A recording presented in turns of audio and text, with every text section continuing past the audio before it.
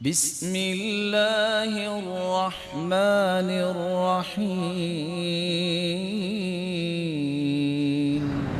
اس لیے رسول اللہ صلی اللہ علیہ وسلم نے فرمایا روزے دار کو اللہ دو خوشخبریاں دیتے ہیں، دو خوشیاں نصیب فرماتے ہیں۔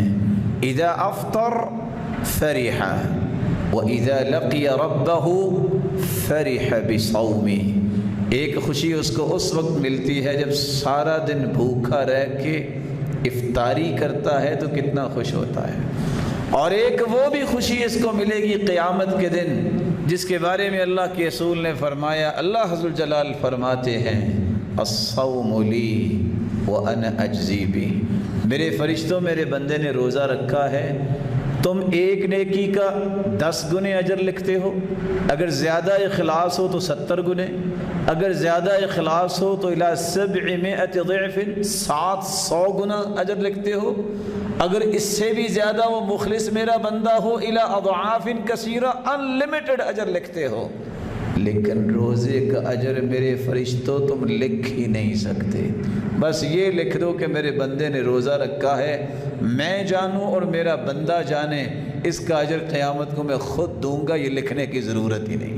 اللہ پھر کتنا اجر دیں گے؟ جس طرح اس کی شان اور عظمت بڑی ہے اسی کے مطابق وہ اجر دیں گے۔ وہ کہتے ہیں نا، حاتم طائی کے پاس کھانا لینے آیا، اس نے 10 بوریاں اٹھا دی، وہ کہتے ہیں جناب ایک وقت کا کھانا چاہیے تھا، آپ نے 10 بوریاں دے دی۔ کہا تو نے اپنی ضرورت کے مطابق مانگا، میں نے اپنی حیثیت کے مطابق دے دیا۔ اگر حاتم طائی ایک وقت کے کھانے پہ 10 بوریاں دیتا ہے تو کھربوں مخلوقات جو آج تک آئی ہیں، انسان جو اربوں آئے ہیں، اس کا مالک جو اتنے بڑے خزانوں والا ہے وہ کتنا بڑا اجر دے گا۔